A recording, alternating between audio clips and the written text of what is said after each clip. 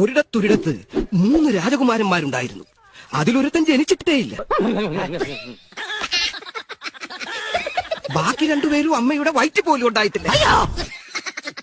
അവര് 3 പേരും കൂടെ ഭാവിയിൽ ഉണ്ടാകാതിരിക്കുന്ന ഒരു പട്ടണത്തിലേക്ക് പോയി.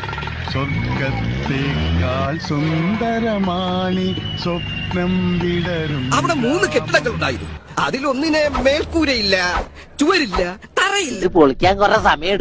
ബാക്കി 2 കെട്ടിടങ്ങൾ പണിഞ്ഞിട്ടേ ഇല്ല. എങ്ങനെ ഇരിക്കണം? എന്തായാലും ഇന്നൊരു രാത്രി നമുക്ക് ഇവിടെ തന്നെ. അതിനാദ്യത്തെ കെട്ടിടത്തിൽ ഇവര് താമസമാക്കി. എന്നിട്ട് സ്വർണ്ണത്തളിക ഉണ്ടല്ലോ, സ്വർണ്ണത്തളിക, അതിനകത്ത് ഇവര് ആഹാരം പാകം ചെയ്യാൻ വേണ്ടി മുന്നാഴി അരി എടുത്ത് മുന്നാഴി അരി മാറ്റി വെച്ചിട്ട് പാകം ചെയ്ത് വായില്ലാത്തവന്മാരെ കൊണ്ട് ഊട്ടിച്ച്. എനിക്ക് ഭ്രാന്ത് പിടിക്കുന്നു.